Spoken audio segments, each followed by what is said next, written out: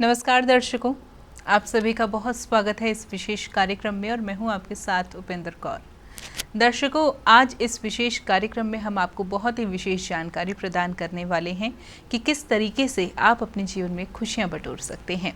और यह समस्त जानकारी देने के लिए हमारे खास मेहमान जो उपस्थित हैं वे सच में बेहद ही खास है, क्योंकि जन्म से ही उनकी दाहिनी हाथ की गदोही में ओम प्रकट है।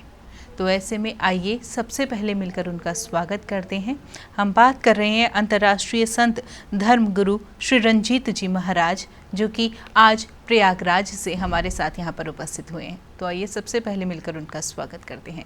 नमस्कार महाराज श्री। नारायण नारायण, तुम्हारा कल्याण हो। तुम्हारे टीवी चैनल के माध्यम से आपका सनातन धर्म की संतवाणी चैनल को मैं दिल से दुआ करता हूँ, दिल से आशीर्वाद देता हूँ कि आपका चैनल खूब फले फूले और मैं संतवाणी चैनल सनातन धर्म को आगे बहुत अच्छी तरह से प्रसारित करे और आगे बढ़े, विकास करे। और यहाँ के सभी कार्यकर्ता कर्मचारीगण सभी को मैं दिल से दुआ करता हूँ, उनके जीवन में माता बगलामुखी शनि भगवान की कृपा हो। धन्यवाद महाराज श्री। महाराज श्री, जैसा कि हम जानते हैं कि आप माँ बगलामुखी के और शनिदेव जी के लाडले हैं। तो ऐसे में जब बात शनिदेव की आती है तो हम सभी जानते हैं कि शनिदेव न्यायप्रिय देवता है, तो और कर्म के भी जो वो कर्म प्रधान देवता हैं। तो ऐसे में सबसे पहला प्रश्न मेरा आपसे यही रहेगा कि यदि हम बात करें कर्म की, तो कर्म क्या है? कर्म के बारे में हम पहली बात तो आपके चैनल को बहुत धन्यवाद देते हैं कि आपका ये संतवाणी चैनल हमारे सनातन धर्म को आगे विकसित करने के लिए है। और हम कर्म के बारे में कर्मण्येवाधिकारस्ते मा फलेषु कदाचन, हम कर्म करते हैं, फल की इच्छा मुझे भगवान के ऊपर छोड़ना पड़ता है और जो भगवान मुझे करवाता है वही मैं करता हूँ। और मुझे कर्म करना चाहिए। कर्म करने के लिए भगवान पे हर चीज़ नहीं छोड़ना चाहिए। बिना अगर हम अपने हाथ से खाना नहीं खाएंगे तो हमारे पेट में नहीं जाएगा। हमें कर्म करना है। भगवान की आराधना करने के लिए लोग टीवी चैनलों पे संत प्रवचन से और सब चीज़ों से देखते हैं, समझते हैं। तो कर्म करें। कर्म अगर करेंगे तभी उनके जीवन में सब कुछ उन्हें मिलेगा। बिना कर्म के कुछ नहीं मिलता। कर्म ही आधार है। कर्म ही इस संसार में दुखों का कल्याण करने का मार्ग है। जब बात यहाँ पर कर्म की आ रही है तो एक प्रश्न मेरे मन में यह भी उठा कि कुछ लोग ऐसे होते हैं जिन्होंने हम अपने पूर्व जन्म में भी कुछ बुरे कर्म किए होते हैं। तो ऐसे में क्या इस जन्म में भी उन्हें अपने पूर्व जन्मों का कर्म भुगतना पड़ता है, फल इस जन्म में मिलता है? पिछले जन्म का ही जो कर्म हमने किया है वही हमको इस जन्म में मिलता है। इस जन्म में जो हम करते हैं उसको मुझे अगले जन्म में मिलता है। पिछले जन्म के कर्म के अनुसार हमें जीवन मिलता है। पिछले कर्म के अनुसार हम इस पृथ्वी पर जन्म लेते हैं और हम उसी कर्म के अनुसार से ही सब कुछ मुझे यहाँ मिलता है। इस जन्म के कर्म का फल जो है अगले जन्म में मिलता है। और हम ये सोच लें कि हमें इस जन्म में जो कर्म कर रहे हैं, पिछले जन्म के कर्म का जो आधार है वो मुझको कराया जा रहा है। करने वाला, करवाने वाला सिर्फ एक है, मुरलिया वाला। जब कर्मों की बात आती है तो एक सवाल यह भी उत्पन्न होता है मन में कि बुरे कर्म हमारे जीवन में हमें क्या कुछ परिणाम दिखाते हैं? अगर हम पिछले जन्म में कर्म अच्छे नहीं किए हैं तो आज हमको परेशानी होती है, खाना नहीं मिलता है। जितने लोग देखते नहीं, कहते मुझे मेरा व्यापार नहीं चल रहा है, मेरा काम नहीं चल रहा है, मेरे भाई का अच्छा कार्य चल रहा है, मेरे परिवार के जितने लोग हैं सबका बिजनेस अच्छा चला, मेरा अच्छा नहीं। लेकिन क्योंकि अगर आपने पिछले जन्म में अच्छा कर्म नहीं किया है तो आपको इस जन्म में भी उसका परेशानी आपको देखना है, संकट देखना है। और जो लोगों को देख रहे हो कि जिनका कार्य अच्छा चल रहा है, भाई का, परिवार का, आपको भी इस जन्म में नसीहत दी जा रही कि आप अपना अच्छा कर्म करो। कर्म करना है अच्छा, तभी आगे बढ़ना है और पिछले जन्म के कर्म का ही फल आपको इस जन्म में भोगना है। कई लोगों का ना यह रहता है कि मैंने तो सबका अच्छा किया है, मैंने तो कभी किसी का बुरा नहीं किया, लेकिन फिर भी मुझे यह सब कुछ क्यों भोगना पड़ रहा है, मेरे जीवन में समस्याएं क्यों आ रही है। तो उन लोगों के साथ बुरा क्यों होता है जो हमेशा ही सबका अच्छा करते हैं? नहीं तो उन्होंने इस जन्म में अच्छा कर रहे हैं, लेकिन पिछले जन्म में जो खराब किया है उसका फल कौन भोगेगा? भोगना तो उन्हीं को है। पिछले जन्म में जो कर्म उन्होंने जैसा किया है, वैसा जो बोया है वही तो उनको काटने को मिलेगा। इस जन्म में तो जो कह रहे हैं कि हमने अच्छा किया, अच्छा तुम कर रहे हो, इसको अगले जन्म मिलेगा। लेकिन पिछले जन्म का जो कर्म आपने किया है उसको यहीं पर आपको सब भोगना है। सकल पदार्थ है जग माही, कर्महीन नर पावत नहीं। इस संसार में सब कुछ व्याप्त है, सब कुछ है, लेकिन आपने कर्म पिछले जन्म में अच्छा किया तो आपको मिल रहा है, नहीं किया है तो नहीं मिल रहा है। जिसको मिल रहा है उसने कर्म अच्छा किया था पिछले जन्म में, और इस जन्म में जो करेगा उसको अगले जन्म में भरेगा, अगले जन्म में मिलेगा। यानी कि हमारे पूर्व जन्मों का फल ही हमें इस जन्म में भोगना पड़ता है। यह आपने बहुत अच्छे से समझाया, हमें बताया कि कर्म क्या है, कैसे यह कार्य करता है। लेकिन एक बारी ना इंसान थक जाता है समस्याओं से लड़ते लड़ते। मान लीजिए उसने पूर्व जन्म में बहुत बुरे कर्म किए हैं, तो ऐसा परिणाम उसे इस जीवन में भुगतना पड़ रहा है, दुष्परिणाम भुगतना पड़ रहा है, समस्या उसके जीवन में आ रही है अपने कर्मों की वजह से। लेकिन कोई भी व्यक्ति हो, वो समस्याएं से लड़ते लड़ते ना थक जाता है। तो ऐसे में ये जो अपने पिछले पूर्व जन्म के जो हमारे बुरे कर्म रहे और इस जन्म में जो हमें समस्याएं भुगतनी पड़ रही हैं, तो बचा कैसे जाए?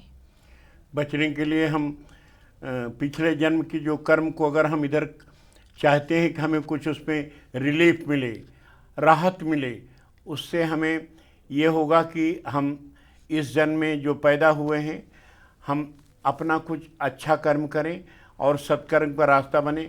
उसका कुछ परसेंट मिलेगा उनको, पूरा तो नहीं मिलेगा, लेकिन अगर अच्छा कर्म करते हो तो तुम्हारे जीवन में कुछ संवरने का मौका मिलेगा।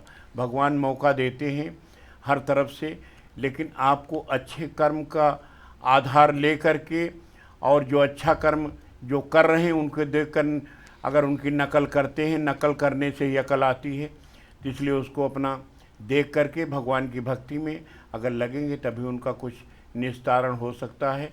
उसके पहले तो कोई इस जन्म में करने वाले को बहुत देर में भगवान सुनता है। मंदिर में लाखों जाते सुनी एक दो की जाती है।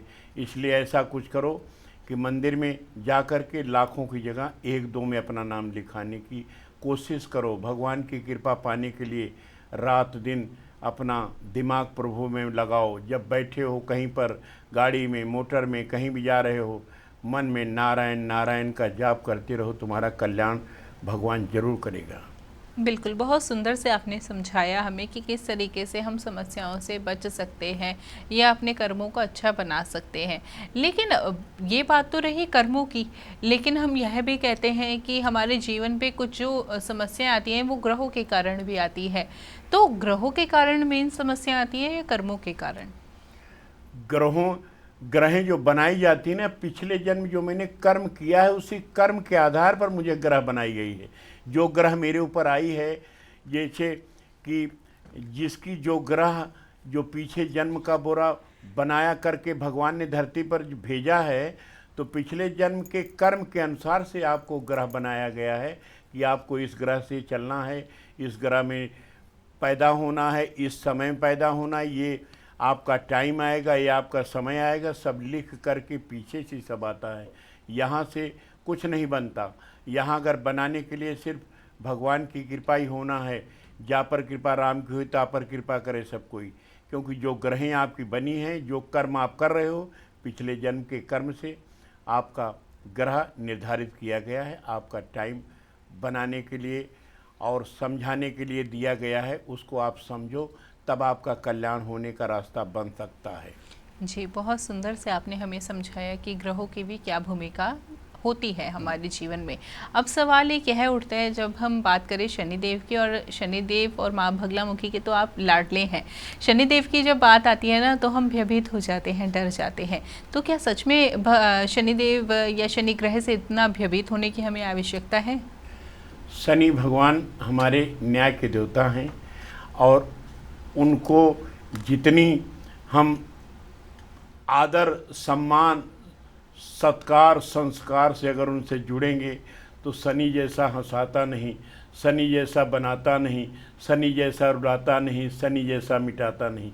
शनि भगवान हमारे न्याय के देवता हैं। शनि भगवान पहले वो उनकी पत्नी ध्वजनी थी, पहले कृष्ण लीला में एकदम लीन थे और ध्वजनी सज संवर के खड़ी हुई थी। खड़ी होने के बाद ध्वजनी ने ही उनको श्राप दिया कि जाओ, तुम इस मेरे सजे संवरे रूप को देख नहीं रहे हो, तुम जिसको देखोगे, जिस पे तुम्हारी आंखें जाएंगी, उस पर तुम्हारा विनष्ट हो जाएगा। इसलिए शनि भगवान से डरने की ज़रूरत है। शनि भगवान के सामने से दर्शन मत करो, उनके साइड से खड़े होकर दर्शन करो।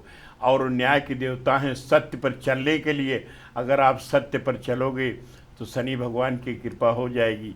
अगर तुम सत्य पर नहीं चलोगे, असत्य मार्ग पर चलोगे, तो शनि भगवान से कोई उम्मीद कभी मत करना, क्योंकि शनि भगवान का 1010 नाम मैंने 16 वर्षों में लिखा है। और शनि भगवान की कृपा कितने लोगों पर है, जिनके ऊपर है वो जो है आज बहुत ऊपर हैं। जिन्होंने सत्य मार्ग छोड़ा है उनका जीवन भी आज देखिए, उनको खाने के लिए, जीने के लिए, सोने के लिए हर चीज़ की अव्यवस्था है। इसलिए शनि भगवान दयालु हैं और न्याय के देवता हैं। उनके न्याय पे उनके साथ जुड़ कर के उनकी कृपा पाने के लिए बहुत परिश्रम करना पड़ता, बहुत कोशिश करना पड़ता है, तब इंसान को शनि की कृपा बरसती है। शनि की कृपा बरसने पर ही जीवन संवर जाता है। और शनि से डरने के लिए क्या है कि आप अगर उन पे विश्वास करेंगे और उनके आस्था पे जुड़ेंगे तो सत्य का मार्ग पकड़ेंगे तो आपका विकास होना निश्चित तय है, उसे कोई रोक नहीं सकता। बिल्कुल। महाराज श्री, यहाँ पर एक सवाल मन में है, वो मैं आपसे जानना चाहूँगी। अभी आपने कहा कि शनिदेव के कभी भी सामने से दर्शन नहीं करने चाहिए, साइड होके दर्शन करने चाहिए, ऐसा क्यों? उनकी पत्नी ध्वजनी का श्राप है, क्योंकि जब वो कृष्ण भगवान के पहले उनके इष्ट थे, कृष्ण भगवान के इष्ट होने की वजह से जब उस सत्समर के ध्वजनी आई, खड़ी हुई, खड़े खड़े जब थक गई, परेशान हो गई, बताई मैं इस तरह सत्समर के आई, मेरा को नहीं देख रहे हैं, तब उनकी पत्नी ने ही श्राप दिया कि जाओ, तुम्हारी दृष्टि के सामने जो भी पड़ेगा उसका विनष्ट हो जाएगा। इसलिए शनि भगवान को सामने से दर्शन मत करो, उनके साइड से बगल से खड़े होकर के दर्शन करो। उनकी दृष्टि की आपने पड़ोगे तो आपका नुकसान होगा, इसलिए आप उनके सामने से नहीं, बगल से खड़े होकर के दर्शन करो। महाराज श्री, बहुत सुंदर से आपने समझाया हमें कि किस तरीके से भगवान शनिदेव की जो है हमें दर्शन करना चाहिए और शनिदेव से डरने की आवश्यकता नहीं है। ये आपने बहुत सुंदर से हमें समझाया। लेकिन एक सवाल मेरे मन में यह उत्पन्न हुआ है कि जब शनिदेव की 7.5 आती है ना, तब लोग अक्सर डर जाते हैं, क्योंकि उस टाइम पीरियड में शायद बहुत सारी समस्याएं जीवन में उत्पन्न होती है। तो ऐसे में यदि किसी जातक के जीवन में 7.5 का समय चलने वाला है, तो उसे क्या कुछ करना चाहिए?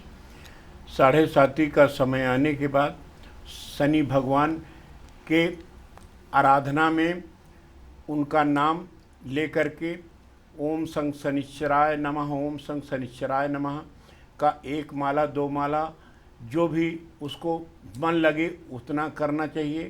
प्लस अपने घर के आसपास जहाँ भी हो पीपल का वृक्ष हो, उनमें जा कर के तिल का तेल या सरसों के तेल का दीपक जलाए और काले रंग का धागा लेकर के उसको 7 बार परिक्रमा करके बांध दे और बोले प्रभु हमारे ऊपर बहुत संकट है।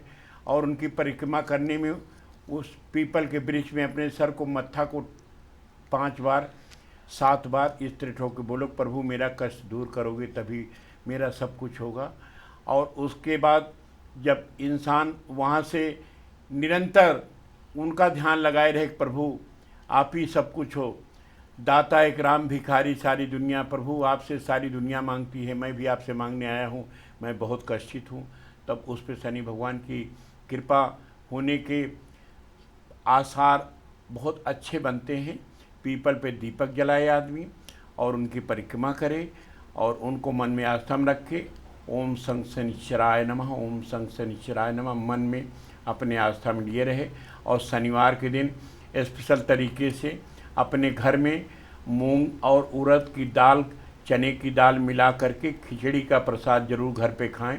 अगर खिचड़ी का प्रसाद खाते हैं तो घर में दरिद्रता और कष्ट दूर होता है।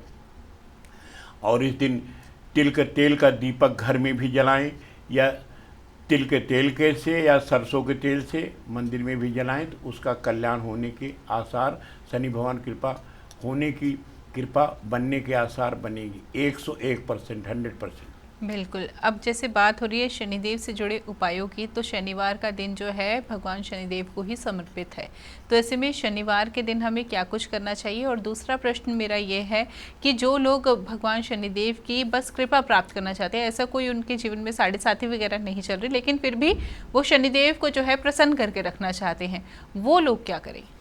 शनि भगवान को जो प्रसन्न करके रखना चाहते हैं वो लोग शनि भगवान का 16 शनिवार, 33 शनिवार, 9 शनिवार जो उनके मन में आ जाए, शनि भगवान से बोले प्रभु मुझे आदेश करिए, मैं निपट अज्ञानी हूँ, पापी हूँ, कुछ जानता नहीं प्रभु, मुझे आपकी कृपा मेरे ऊपर चाहिए, मेरे घर में हर तरफ से सुख शांति मिले। उसको मिलने के लिए हम उन्हें ये कहेंगे कि अपने मन में प्रभु का ध्यान रखें, घर में अपने दीपक जलाएं और गरीब लोगों को अपना कुछ अन्न दान करें, वस्त्र दान करें, फल दान करें। और जब भी उनके मन में आ जाए तो पीपल के वृक्ष पे दीपक जरूर जलाएं। और अब 16 शनिवार और या 33 शनिवार ऐसे चीज़ का त्याग करें खाने में कि जो चीज़ उनको बहुत प्रिय हो। बोले प्रभु मैं ये हमारा बहुत प्रिय है, किसी को आलू की सब्जी प्रिय है, किसी को मटर की सब्जी प्रिय, जो भी एक प्रिय भोजन, प्रिय व्यंजन, व्रत रह करके दिन भर व्रत रहें, शाम को एक समय भोजन प्रसाद ले सकते हैं, उस पर शनि भगवान की कृपा जरूर बरसेगी। चलिए, यह बात तो रही शनि भगवान की। अब बात करना चाहूँगी माँ बगलामुखी की। माँ बगलामुखी जो है तंत्र साधना की भी देवी हैं, और तंत्र साधना में मैं शायद गलत बोल रही हूँ या सही बोल रही हूँ, इसका आप ही बताइएगा कि तंत्र साधना में सबसे बड़ी देवी जो है बगलामुखी माँ को ही माना जाता है। तो ऐसे में माँ बगलामुखी की कृपा हम कैसे जीवन में प्राप्त कर सकते हैं? हमारे 10 देवियों में 8वीं माता बगलामुखी माता हैं। बगलामुखी माता की ऐसी कृपा है कि बहुत प्रचंड रूप इनका, बहुत क्रोध वाली माता हैं। अगर इनकी आराधना करने से हमारे जीवन में मेरा जिस चीज़ का शत्रु बनता है उसका माँ विनाश करती हैं। और बगलामुखी माता की कृपा अगर आपके ऊपर हो जाए, आज हमारे पूरे विश्व में बगलामुखी पूजा कराने वाला हर संत नहीं तैयार होगा, हर आदमी नहीं तैयार होगा, क्योंकि बगलामुखी माता की पूजा करवाने में, हवन पूजा कराने में मैं 38 साल की उम्र से बगलामुखी माता का हवन पूजन करा रहा हूँ। लेकिन उस पर भी वही आदमी इसको सच्चे मन से करे जिसको अपनी आस्था पक्की हो और बगलामुखी माता की कृपा पाना है। अपने सिस्टम और अपने गलत मार्ग का कोई भी रास्ता हो उसको बदलेगा तो माँ की कृपा जरूर बरसेगी। बिल्कुल, आपने बहुत सुंदर से समझाया माँ बगलामुखी के बारे में कि जो भी व्यक्ति अगर माँ बगलामुखी की उपासना करता है तो ऐसे में उसे जीवन में बहुत ज़्यादा खुशियों की प्राप्ति हो सकती है।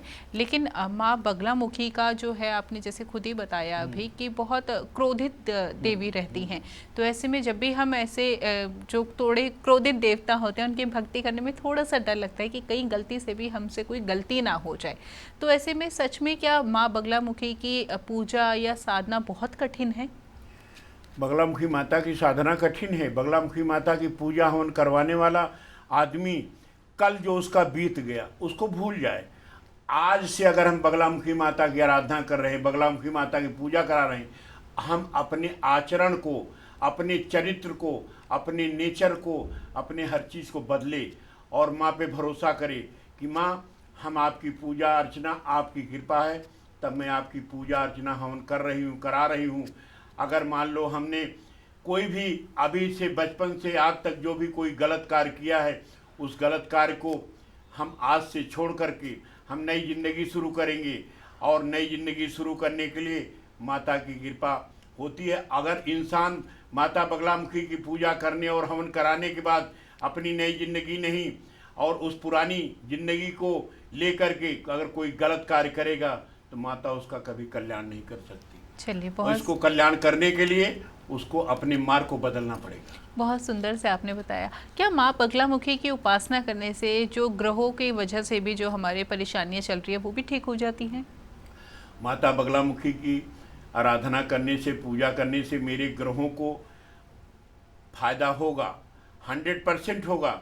क्योंकि माता शत्रु का ही विनाश करती। जो मेरे जीवन में शत्रु बनता है, धन आने का, रुपया आने का, हमारे ऊपर कर्ज का, परेशानी का, तो माता की कृपा होती है।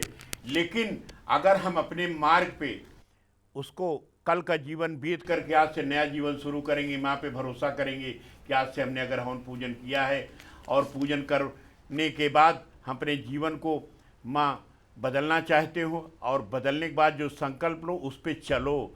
अगर आपने संकल्प लिया, संकल्प लेने के बाद आपने पुराने रास्ते को नहीं बदला और विश्वास माँ पे नहीं किया तो माता का कल्याण करने का कोई आसार नहीं है। अगर माँ पे भरोसा करो और अपने जीवन को बदलना है, पिछले कर्म के अनुसार से माँ की कृपा होगी। जो आपके यहाँ हवन पूजन होगा, माँ की कृपा होगी तभी आपके यहाँ हवन पूजन होगा। लेकिन हवन पूजन के बनने के बाद अगर आप अपना रास्ता भटकेंगे, दोबारा पिछले जन्म में पिछले गलत मार्ग पर चलेंगे तो आपका माता फ़ायदा नहीं करेंगी। और अगर आप अपने को बदल लेते हैं, संकल्प कर लेते हैं कि हाँ हमें आगे इस तरह से बदलना है, मुझे करना है, माँ पे भरोसा करना है, तुम ही हो माता, तुम ही सब कुछ हो माँ, और उसके बाद माँ हर हालत में आपके ऊपर कृपा करेंगी। आपके सारे कष्ट और पिछले जन्म के कष्टों का जो निवारण था और इस जन्म के जो कष्टों का निवारण है उसमें ज़रूर आपको फ़ायदा मिलेगा। जी, अब जैसे माँ बगलामुखी की यहाँ पर हम बात कर रहे हैं तो यहाँ पर एक मन में सवाल ये आया है कि माँ को प्रसन्न करने का सबसे सरल उपाय कौन सा है, और साथ ही साथ माँ बगलामुखी की आराधना कौन कर सकता है? माता बगलामुखी की आराधना वो कर सकता है जो सच्चे मन से, सच्चे निष्ठा मन से उनको पीले फूल, पीली बर्फ़ी, पीला वस्त्र पहन करके उनका हवन पूजन करे नित्य नियम से और उनका मन में ध्यान रखे। और माता की पूजा इतनी आसान नहीं है। ये हमारी 10 देवियों में 8वीं देवी माता हैं और इनका मतलब जितना भी जीवन का कष्ट होता है, हर कष्ट को निवारण में माता की कृपा होने का 101% आधार बनता है। लेकिन हर आदमी बगलामुखी माता का हवन पूजन नहीं करा सकता। हर पंडित इस बगलामुखी माता का हवन पूजन कराने वाला सिर्फ जिसके ऊपर माँ की कृपा होती वही इस हवन पूजन को कराता है। जिसके ऊपर कृपा होती है उसके ऊपर माँ मौका देती है कि चलो तुम हवन पूजन कराओ, लेकिन अपने को बदलो। जब बदल लेता है तो इंसान समझ जाता है, जो नहीं बदलता फिर उसी गड्ढे में पड़ा रहता है। बिल्कुल, यहाँ पर आपने बात की अनुष्ठान की, कर्म की, तो ऐसे में एक सवाल मेरे मन में ये उत्पन्न हुआ है, क्या सच में अनुष्ठान या कर्मों के माध्यम से हम अपने जीवन को बदल सकते हैं या ये फ़ायदा देते हैं मनुष्य के जीवन में? 101% हम अगर कर्म अच्छा करते हैं, धर्म के रास्ते पर चलते हैं और अगर धर्म के रास्ते पर चलते हैं, जो हमारा कल बीत गया उसको हम भूल करके नया जीवन शुरू करते हैं। कहीं सत्यनारायण भगवान की कथा होती, कहीं कोई मंदिर जाता है, मंदिर जाने से उसके पिछले जन्म के कर्म के अनुसार इस जन्म में भगवान उसको प्रेरणा देते हैं कि तुम भी इसको करो, तुम्हारी हम मदद करेंगे। भगवान बहुत दयालु हैं। हर घर में, हर परिवार में कोई न कोई एक सज्जन पुरुष पैदा होता है, एक दुर्जन पुरुष पैदा होता है। दुर्जन कहता है पूजा मत करो, सज्जन कहता है पूजा करो। पूजा करोगे तो आपके ग्रहों का प्रकोप कम होगा, आपके घर में खुशहाली आएगी, आप संसार बहुत अच्छा होगा। ऐसा नहीं है कि आप पूजन करने से, जिसे कहते नहीं कि गोस्वामी तुलसीदास चौपाई में है नहीं, जा पर कृपा राम की हुई ता पर कृपा करे सब कोई। जब हमको ऊपर भगवान की कृपा होती तभी हम हवन पूजन करते हैं। अगर हवन पूजन अगर भगवान मुझे करा रहे हैं तो अवश्य मेरा कष्ट दूर होगा। ऐसा नहीं है कि पिछले जन्म के कर्म से जो भी बाधाएं थी उसको निवारण करने के लिए भगवान हमें मौका देते, चांस देते कि तुम हवन पूजन करो, तुम्हारा कल्याण करूँगा मैं। बिल्कुल, बहुत सुंदर से आपने हमें समझाया इस विषय पर भी। लेकिन मन में एक और सवाल उत्पन्न हुआ है। सवाल ये है कि जैसे कि हम सभी जानते हैं कि आपके द्वारा बड़े-बड़े मंत्रियों के लिए भी, बहुत सारे लोगों के लिए भी अनुष्ठान किए जाते हैं, और जैसा कि हमें जानकारी मिली है उसके मुताबिक माँ बगलामुखी के जितने भी उपासक अभी वर्तमान समय में आए, सबसे ऊपर जो है वो आप ही का नाम आता है। तो ऐसे में मन में प्रश्न ये उत्पन्न हुआ है कि आपके द्वारा अभी तक कितने लोगों का कल्याण किया जा चुका है? हमने आज तक पूजा तो लगभग मैं इतनी उम्र में 38 साल की उम्र से अभी तक करीब 200 से 300 लोगों को मैंने हवन पूजन कराया है।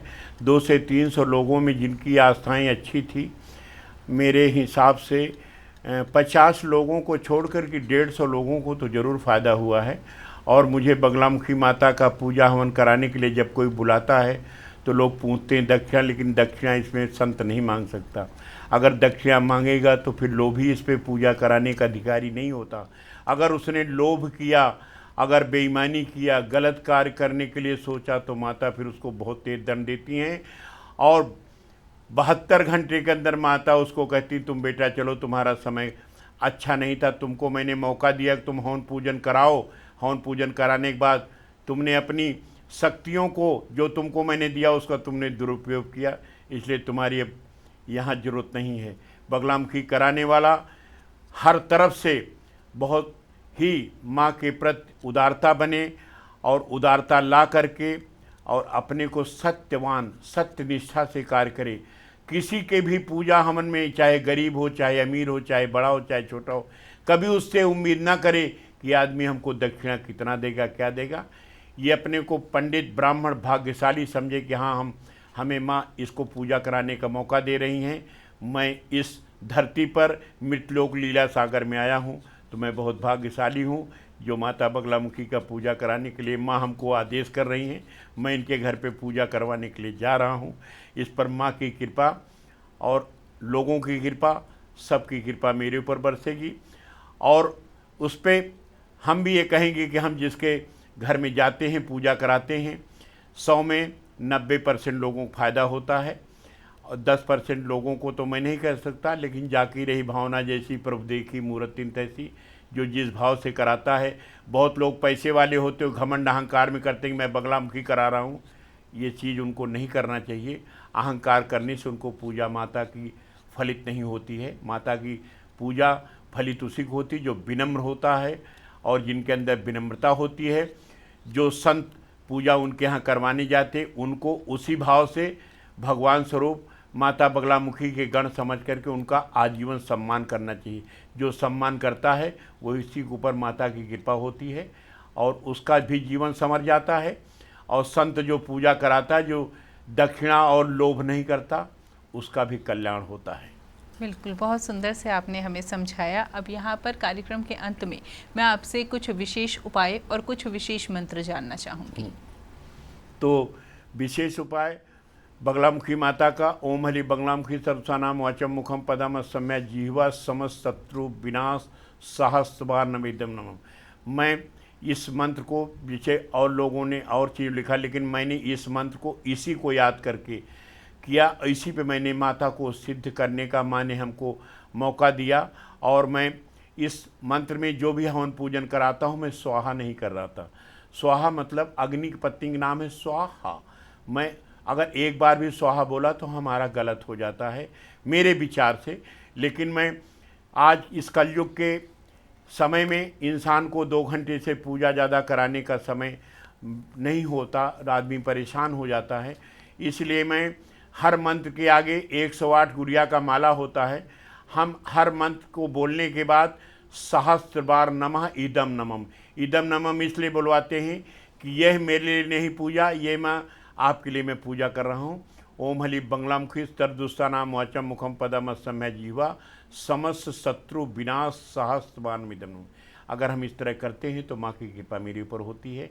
और अगर कहीं से भी जो अक्षर है, जैसे लोग राम राम को मरा मरा करते फिर भी राम राम आता है, जिस तरह से जिस लहजे से आपको माँ का आवाहन आता है उसी को सिद्ध होने से इंसान का कल्याण हो जाता है।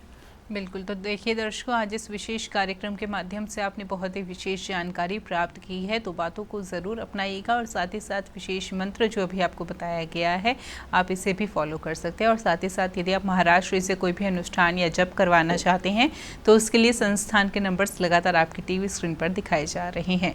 फिलहाल वक्त हो चला है कार्यक्रम को यहीं पर विराम देने का। महाराष्ट्र आप जुड़े कीमती जानकारी दी, बहुत बहुत धन्यवाद। नारायण नारायण नारायण, तुम्हारा कल्याण हो, जी। हर तरफ से तुम्हारे चैनल का कल्याण हो, तुम्हारा चैनल आगे बढ़े, उसका विकास हो और उसके बाद हम आपके चैनल पर आते रहें। हमें भी दिल की खुशी है कि हमारे सनातन धर्म का संत वाणी का चैनल इतना आगे बढ़े, इतना विकास करे कि उसको कहीं से भी बाधा ना आने पाए और रात दिन ये चैनल बढ़ता रहे। ये हम दिल से दुआ करते हैं। मैं संत धर्मप्रेमी मिश्रा प्रयागराज, हम संत वाणी चैनल के सभी कर्मचारी, सभी कार्यकर्ता, सभी लोगों को दिल से दुआ करता हूँ। सभी के घर में कल जो बीत गया भूल जाओ, आज से उनके जीवन में खुशियों को बरसात हो। हर हर महादेव, हर हर महादेव, हर हर गंगे, हर हर गंगे। जीवन हो जाए हमारा चंगे, बगलामुखी माता की जय, शनि भगवान की जय। धन्यवाद महाराज श्री। नमस्कार दर्शकों।